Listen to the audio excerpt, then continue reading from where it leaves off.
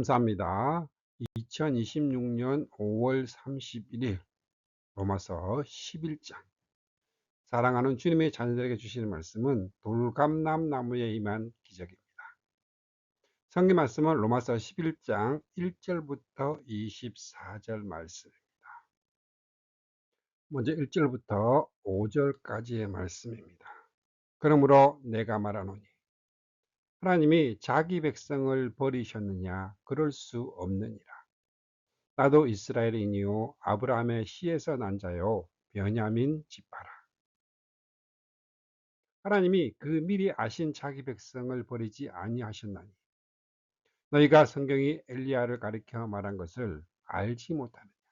그가 이스라엘을 하나님께 고발하되 주여 그들이 주의 선지자들을 죽였으며 주의 제단들을 헐어버렸고 나만 남았는데 내 목숨도 찼나이다 하니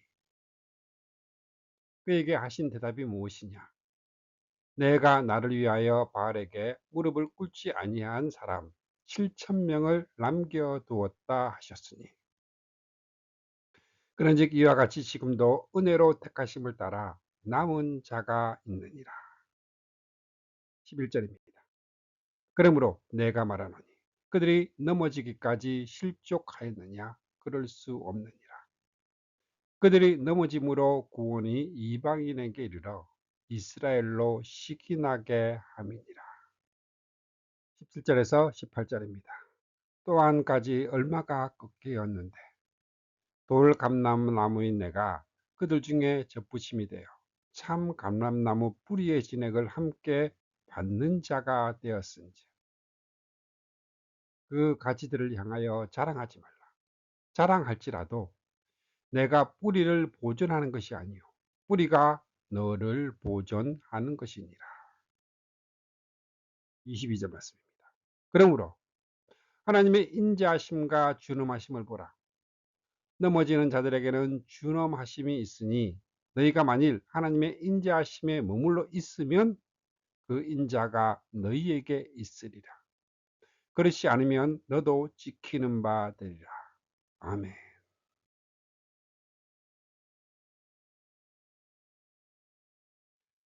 사랑하는 성도 여러분, 우리는 로마서 9장과 10장의 말씀을 통하여 이스라엘의 비극을 목격을 했습니다. 그들은 누구보다 종교적인 열심이 있었고 하나님의 언약과 율법이라는 찬란한 특권을 가졌음에도 불구하고 예수 그리스도를 십자가에 못 박고 복음을 거부했습니다. 그들은 하나님의 은혜에 의지하지 않고 자신의 행위와 공로를 의지하다가 부딪힐 돌에 부딪혀 넘어지고 말았습니다.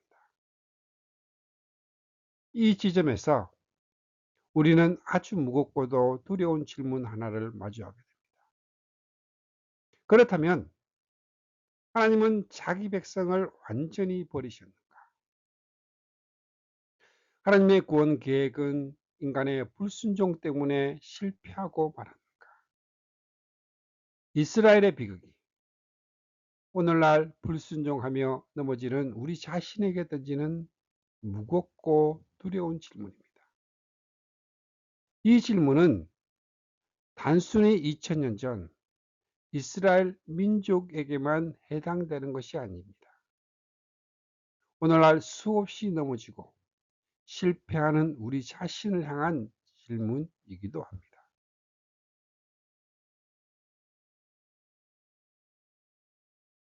내가 계속 죄에 넘어지고 실패를 하는데 하나님이 나를 포기하셨을까? 오늘 우리가 펼칠 로마서 11장은 이 두려운 질문에 대한 사도 바울의 장엄하고도 확신에 찬 대답입니다.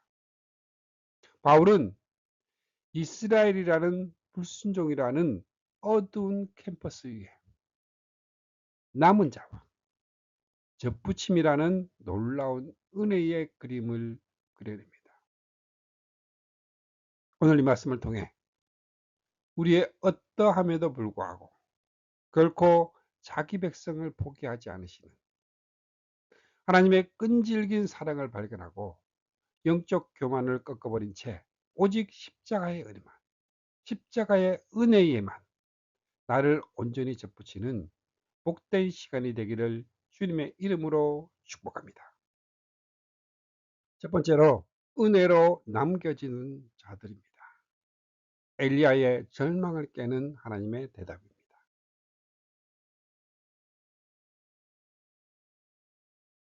사도 바울은 로마서 11장의 문을 열며 단호하게 외칩니다. 11장 1절 상관자입니다. 그러나 내가 말하노니 하나님이 자기 백성을 버리셨느냐? 그럴 수 없느니라. 먼저 첫 번째 증거입니다. 죄인 괴수 바울을 살리신 은혜입니다. 바울 자신입니다. 하나님이 이스라엘을 완전히 버리지 않으셨다는 첫 번째 증거는 멀리 있지 않았습니다. 바로 바울 자신이었습니다. 나도 이스라엘인이요 아브라함의 씨에서 난 자요 베냐민 지파라. 바울이 누구입니까? 그는 스데반을 돌로 쳐 죽이는데 앞장을 섰고 교회를 핍박하던 폭행자 바울입니다. 그는 스스로를 죄인 중에 괴수라고 불렀습니다. 바울은 지금 이렇게 호소하는 것입니다. 나 바울을 보십시오. 예수님을 믿는 자들을 잡아 죽이려 살기가 등등했던 나 같은 자도 하나님이 긍휼을 베풀어 구원해 주셨다며 내 동족 유대인들에게도 아직 소망이 있지 않겠습니까? 하나님이 바울이라는 끔찍한 죄인을 남겨두셨다는 사실 자체가 하나님이 아직 이스라엘을 포기하지 않으셨다는 가장 강력한 증거였습니다.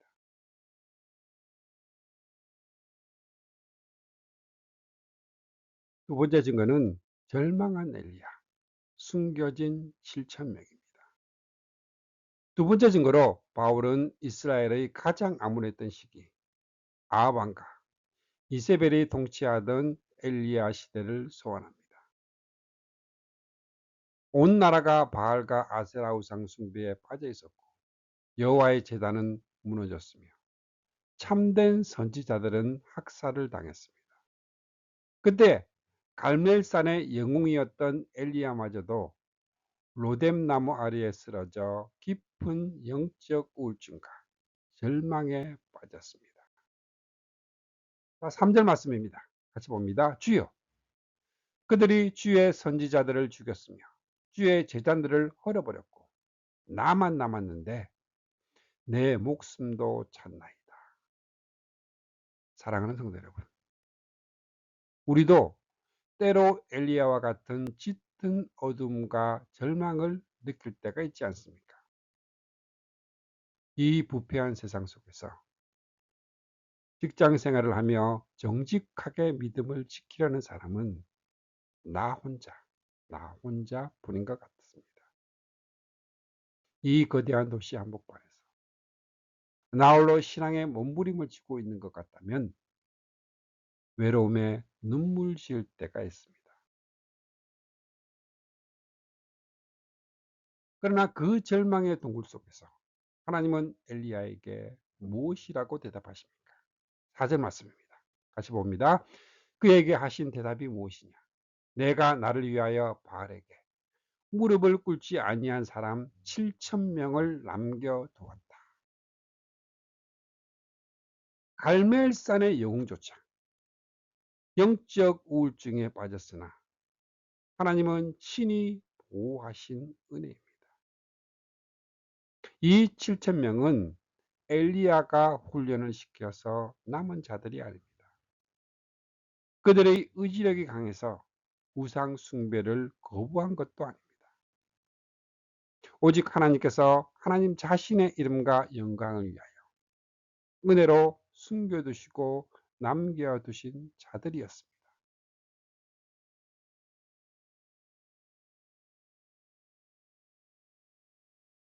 오직 은혜, 행위를 배제하는 전적인 구원입니다. 바울은 이 역사적인 사실을 오늘날의 구원 역사에 그대로 적용을 합니다. 5절 말씀입니다. 그런즉 이와 같이 지금도 은혜로 택하심을 따라 남은 자가 있느니라.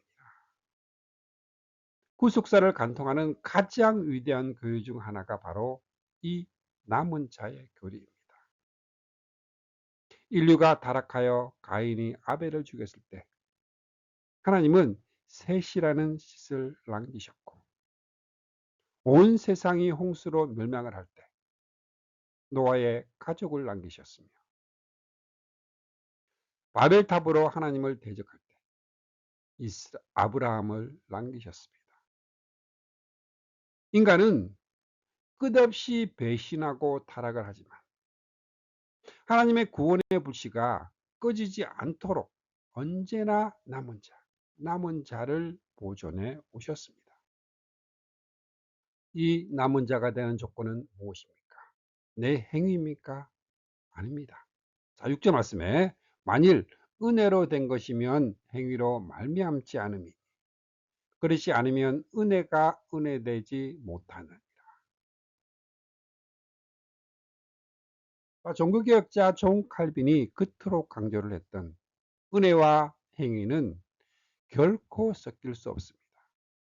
우리가 이 혼탁한 세상에서 믿음을 잃지 않고 남은 자로 예배의 자리에 앉아 있을 수 있는 것은 인간의 강한 의지력이 아닌 오직 하나님의 은혜가 보존한 자들입니다. 내 행위가 조금이라도 개입이 된다면 그것은 더 이상 은혜가 아닙니다.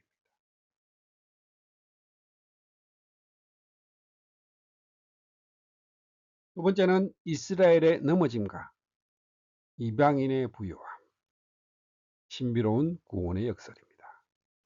자, 그렇다면 이스라엘의 대다수는 왜 구원에서 멀어졌습니까?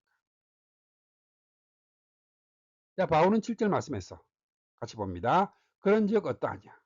이스라엘이 구하는 그것을 얻지 못하고 오직 택하심을 입은 자가 얻었고 그 남은 자들은 우둔하여졌느니, 이렇게 진단합니다. 자, 우둔하여졌다는 것은 마치 굳은 살이 박혀서 감각이 없어진 상태처럼 그들의 심령이 굳어져 복음을 거부하게 되었다는 것입니다. 넘어지기까지 실족하였느냐? 그럴 수 없느니라. 자, 이 대목에서 인간의 이성은 또다시 의문을 제기합니다. 이스라엘은 영원히 멸망했는가? 그럴 수 없느니라. 자, 바울은 11절에서 소리칩니다. 그러므로 내가 말하노니 그들이 넘어지기까지 실족하였느냐? 그럴 수 없느니라. 하나님은 결코 실패하지 않으십니다. 이스라엘의 넘어짐이 거대한 구원의 문을 활짝 열어젖힙니다.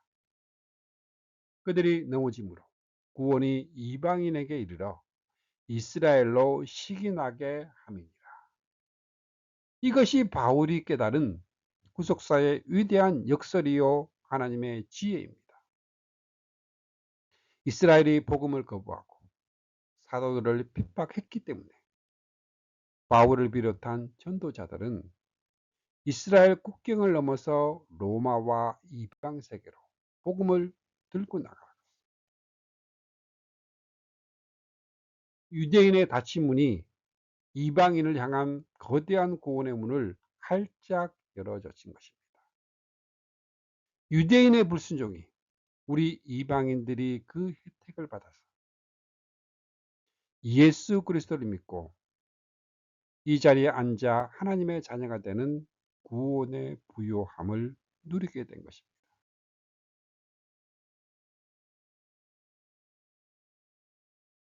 시기나게 하심, 포기하지 않는 하나님의 사랑입니다. 그렇다면 하나님이 이방인만을 구원하시고 이스라엘은 버리시려는 것입니까? 아닙니다. 하나님의 진짜 목적은 그 끝에 숨어 있었습니다. 이스라엘로 식인하게 함이니라. 유대인의 넘어짐을 통해 자신들이 개나 돼지처럼 여겼던 이방인들이 자신들의 조상인 아브라함의 하나님을 부르며 기뻐하고 메시아 안에서 구원의 간격, 이방인의 구원을 볼 때 유대인들의 마음에 저 구원은 원래 우리 것인데, 저 축복은 우리 것인데 하는 거룩한 질투, 시기심을 불러일으키고자 하신 것입니다.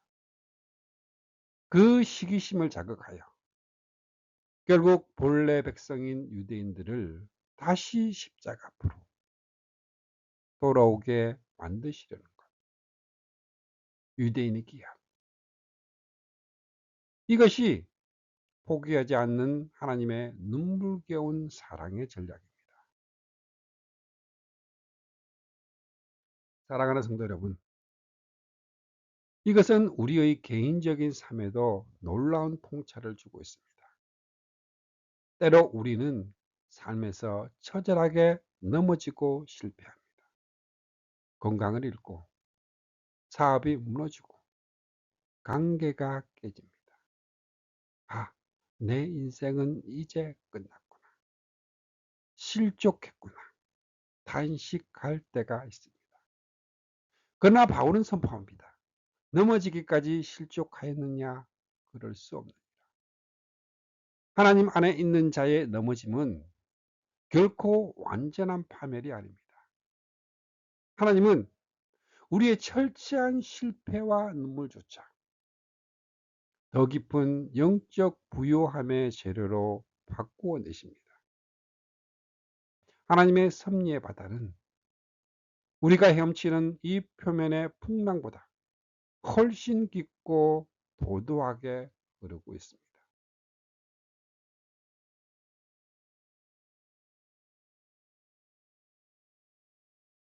세 번째는 돌감람 나무의 기적과 두려운 경고입니다. 이제 바울은 이방인으로서 구원을 받은 로마 교회 성도들, 그리고 오늘날 우리들을 향해서 고개를 돌립니다. 이방인들이 구원을 받았다는 기쁨에 취해 있을 때 바울 사도는 매우 차갑고 엄중한 경고의 비유를 던집니다. 돌감람나무의 내가 참 감람나무에 접붙여지다. 바울은 유대인들을 향해 하나님의 언약 백성을 참 감람나무라 부르고 이방인들을 향해 돌감람나무라 부릅니다. 자, 이 비유는 매우 적나라합니다. 자, 돌감람나무는 이스라엘 밖에서 우상을 숭배하며 음란과 방탕 속에서 영적으로 소망 없던 쓸모없는 야생나무였습니다. 영적으로 우리는 본질상 진노의 자녀예요. 소망이 없던 자들이었습니다. 자, 그런데 어떤 일이 벌어졌습니까? 참 감람나무의 원가지 얼마 유대인들은 불순종으로 인해 꺾여 나갔습니다. 그리고 버려져야 할 마땅할 돌감람나무는 가지인 나를 꺾어다가 그 영광스러운 참 감람나무의 뿌리에 전적인 은혜로 접붙임을 해 주셨습니다. 이것은 농업의 상식을 파괴하는 기적입니다. 그러니까 보통은 좋은 가지를 나쁜 뿌리에 접붙여서 좋은 열매를 얻기 위한 방법으로 사용을 합니다. 하나님은 상식을 파괴하는 은혜의 기적으로 억지로 꺾어다 접붙이셨습니다. 쓸모없는 야생 가지를 베어다가 영광스러운 생명의 참뿌리에 접붙이셨습니다. 이로 인해 우리는 아브라함과 이삭과 야곱에게 주셨던 그 거룩한 뿌리의 진액을 함께 공급받는 자가 된 것입니다. 이것이 우리가 받는 기적과 같은 구원입니다.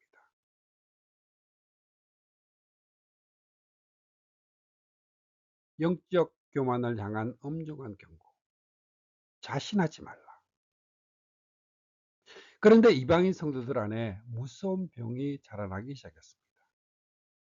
꺾여 나간 이스라엘 백성들을 향해 우월감을 느끼며 조롱하기 시작한 것입니다. 거봐, 너희들은 예수님을 안 믿더니 저주받아 꺾였지. 우리는 구원을 받았어. 하나님은 이제 우리만 사랑하시오. 이 교만함에 대해 바울은 불효령을 내립니다. 18절입니다. 다시 봅니다. 그 가지들을 향하여 자랑하지 말라. 자랑할지라도 내가 뿌리를 보존하는 것이 아니요 뿌리가 너를 보존하는 것이니라. 사랑하는 성도 여러분, 이것은 오늘날 우리 교회를 향한 뼈아픈 경고입니다. 우리는 교회 안에서 조금만 신앙 연륜이 쌓이고 봉사를 많이 하면 믿음이 연약한 자들이나 예수님을 모르는 세상을 향해서 영적인 우월감, 자긍심을 가집니다. 저 사람들은 왜 저렇게 신앙생활을 못할까?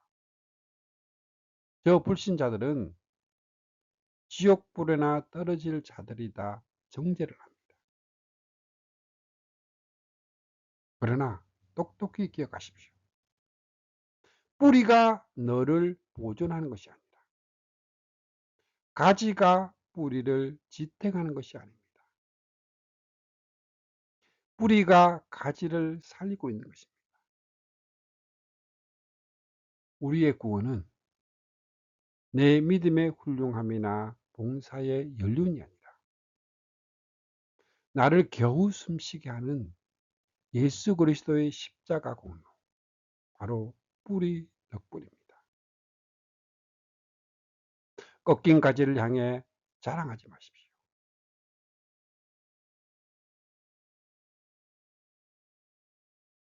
하나님의 인자하심과 준엄하심을 보라. 바울은 22절에서 하나님의 두 가지 속성을 동시에 바라보라 명령합니다. 자, 같이 봅니다. 그러므로 하나님의 인자하심과 준엄하심을 보라. 넘어지는 자들에게는 준엄하심이 있으니 너희가 만일 하나님의 인자하심에 머물러 있으면 그 인자가 너희에게 있으리라. 그렇지 않으면 너도 지키는 바 되리라. 하나님의 인자하심은 자격 없는 돌감람나무를 살려주신 끝없는 사랑과 자비입니다. 하나님의 준엄하심은 불순종과 교만한 자를 가차없이 꺾으시는 공의와 거룩한 두려움입니다. 현대교회는 하나님의 인자하심만을 편식하는 경향이 있습니다. 하나님은 사랑이시니 내가 대충 살아도 죄를 지어도 다 용서해 주실 거야. 값싼 은혜로 복음을 전락시켰습니다. 그러나 바울은 분명히 경고합니다. 너도 지키는 바 되리라. 원가지였던 이스라엘도 믿지 아니함으로 아낌없이 꺾어버리셨는데 하물며 저 부침을 받는 돌감람나무의 너희가 교만하여 믿음을 떠난다면 가만두지 않는다. 무서운 경고입니다. 자, 20절 하반절에 같이 봅니다. 높은 마음을 품지 말고 도리어 두려워하라. 그러나 이 경고의 끝은 또다시 희망입니다. 자, 23절과 24절에서 바울은 그들이 다시 믿음의 자리로 돌아오면 하나님은 그들을 다시 접붙일 수 있다 선언합니다. 돌감람나무인 우리도 접붙이셨는데 원래 원가진 이스라엘을 다시 접붙이시는 것이 얼마나 더 쉬운 일이겠는가. 회개하고 돌아오는 모든 자에게 구원의 문은 영원히 열려 있습니다. 찬양 낮은 곳으로 듣겠습니다.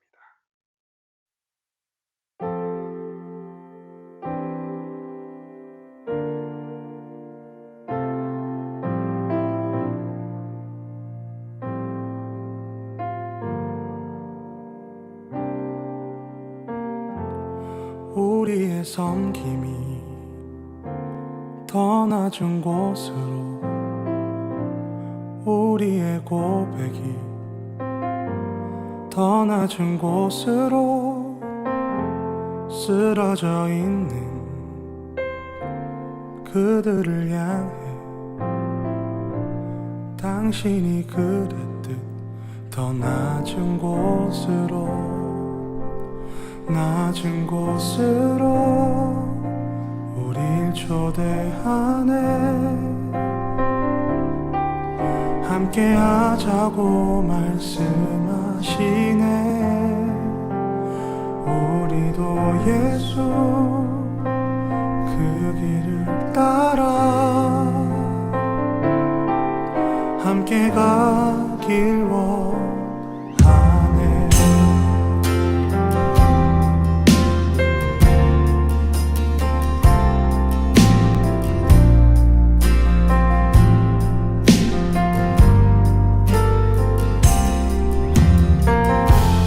우리의 섬김이 더 낮은 곳으로, 우리의 고백이 더 낮은 곳으로 쓰러져 있는 그들을 향해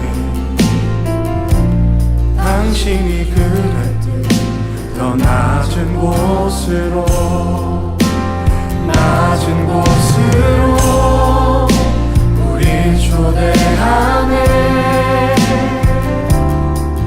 함께 하자고 말씀하시네.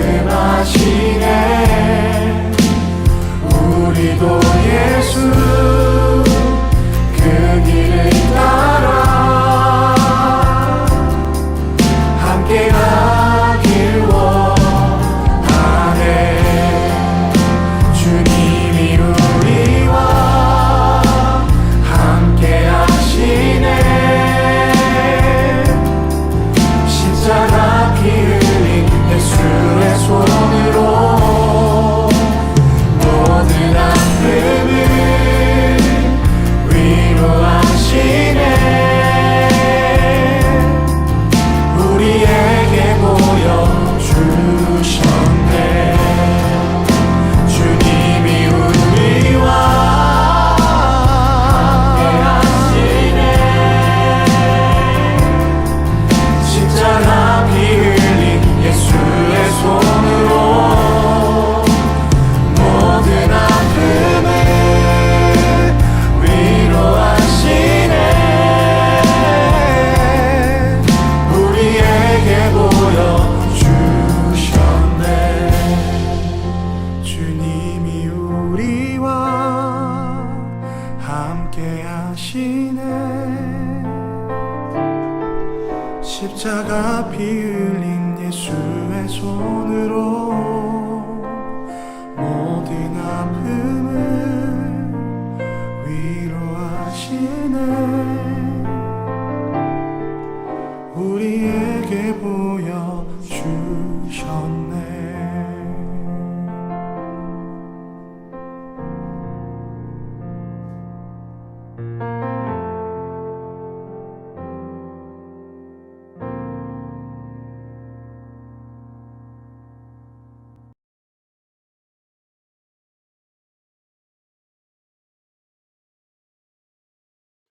높은 마음을 걷고 뿌리의 은혜로 살아가십시오.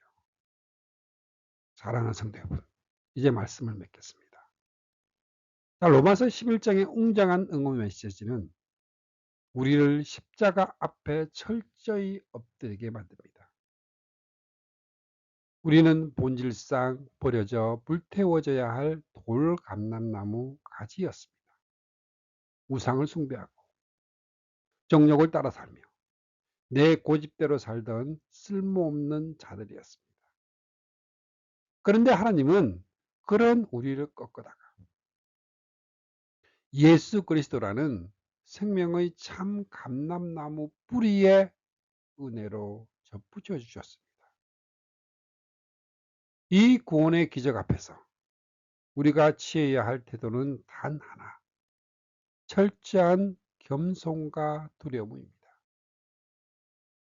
내 삶에 조금이라도 선한 열매가 맺힌다면 그것은 내가 잘나서가 아니라 참 감람나무의 뿌리가 내게 진액을 부어주고 있기 때문임을 잊지 마십시오. 내 힘으로 구원을 유지하는 것이 아니라 하나님의 인자하심이 나를 붙들고 계십니다. 2026년 한 해 혹시 여러분의 마음속에 영적인 교만이 자리 잡고 있지는 않습니까? 교회 안에서 다른 사람을 판단하고 정죄하는 높은 마음을 품고 있다면 오늘 당장 십자가 아래에서 그 마음을 꺾어 버리십시오. 엘리야처럼 나만 남았다고 교만하거나 절망하지 마시고 은혜로 남겨두신 하나님의 섭리를 신뢰하십시오. 또한 지금 삶의 자리에서 넘어져 실족한 것 같아 눈물 짓는 분이 계십니까? 두려워하지 마십시오. 하나님이 그 미리 아신 자기 백성을 결코 버리지 아니하십니다. 여러분의 넘어짐조차도 하나님은 가장 위대한 영적 부유함으로 바꾸어 내시는 분이십니다. 사랑하는 성도 여러분, 이번 한 주간 접붙임의 은혜를 삶 속에서 이렇게 실천해 보십시오. 첫 번째로 뿌리 묵상하기. 하루를 시작할 때 거울 앞에서 선포하십시오. 내가 오늘 살아가는 힘은 내 능력이 아니라 십자가 생명의 진액 덕분이다. 나는 접붙임 받은 자다. 영적 교만을 방지하는 훌륭한 백신이 됩니다. 두 번째는 판단 멈추기. 이번 주간 누군가를 정죄하려는 높은 마음이 들 때 로마서 11장 18절 자랑하지 말라. 조용히 읊조리며 그를 축복하는 기도로 방향 틀기. 세 번째는 위장된 축복. 그 넘어짐에 감사하기.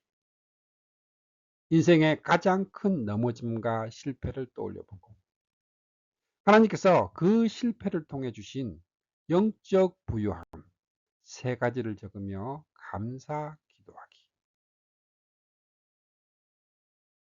이번 한 주간 네 가지의 잎사귀, 나의 의와 나의 행위를 자랑하는 그 어리석음을 내려놓으십시오. 오직 나를 살리고 계신 십자가의 거룩한 뿌리에 깊이 연합하여 생명의 진액을 풍성히 공급받는 참된 남은 자들로 살아가시기를 감사하신 예수 그리스도의 이름으로 축복합니다. 아멘. 함께 기도하겠습니다. 우리를 지으신 창조주시며 구원의 신비로 우리를 이끄시는 전능하신 하나님 아버지, 오늘 로마서 11장의 말씀을 통해 결코 자기 백성을 포기하지 않으시는 하나님의 그 끈질기고도 위대한 사랑을 확인하게 하시니 감사합니다. 주님, 엘리야처럼 우리도 때로는 이 험한 세상에서 나 홀로 남아 신앙을 지키는 것 같아 외롭고 지칠 때가 많습니다. 그러나 그 절망의 순간에도 은혜로 택하심을 따라 7,000명을 남겨두신 하나님의 보이지 않는 손길이 지금도 우리를 붙들고 계심을 믿습니다. 내 행위가 아니라 오직 은혜로 남은 자가 되게 하셨으니 이 놀라운 은혜 앞에 모든 자랑을 내려놓습니다. 하나님, 우리는 본래 이방인으로서 지악의 열매만을 맺던 쓸모없는 돌 감람나무 가지였습니다. 그런 우리를 긍휼히 여기사 십자가의 보혈을 통해 참 감람나무에 접붙여 주시고 아브라함에게 허락하신 영원한 생명의 진액을 마시게 하시니 그 사랑에 목이 맵니다. 그러나 주님, 우리가 이 은혜를 잊어버리고 어느새 영적으로 교만하여 다른 사람을 정죄하고 높은 마음을 품었던 죄를 용서하여 주시옵소서. 내가 뿌리를 보존하는 것이 아니요 뿌리가 너를 보존하는 것이니라 하신 이 주상 같은 말씀을 가슴에 새깁니다. 하나님의 인자하심을 값싼 은혜로 착각하지 않게 하시고 하나님의 어미 앞에서 두렵고 떨림으로 우리의 구원을 이루어 가게 하옵소서. 때로 우리가 연약하여 넘어지고 실족할지라도 그것을 영원한 파멸로 끝내지 아니하시고 더 깊은 섭리로 인도하시는 하나님 아버지를 신뢰합니다. 우리의 삶의 이유와 생명의 근원이 오직 예수 그리스도께 있음을 날마다 고백하게 하옵소서. 이제 세상으로 나아갈 때 내 힘으로 가지를 뻗으려 하지 않고 오직 주님의 뿌리에 깊이 연합하여 생명의 열매를 맺는 거룩한 백성이 되게 하옵소서. 우리를 접붙이사 영원한 생명을 주신 우리 구주 예수 그리스도의 이름으로 간절히 기도드립니다. 아멘.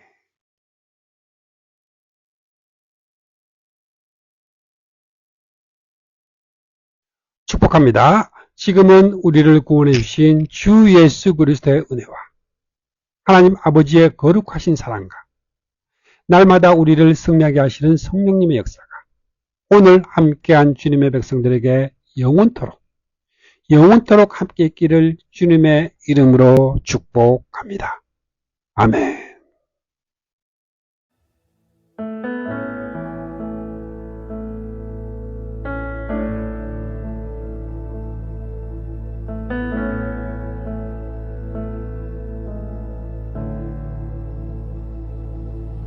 날이 저물어 갈 때 빈들에서 걸을 때 그때가 하나님의 때 내 힘으로 안 될 때 빈손으로 걸을 때 내가 고백해 여호와 이래 날이 저물어 갈 때 빈들에서 걸을 때 그때가 하나님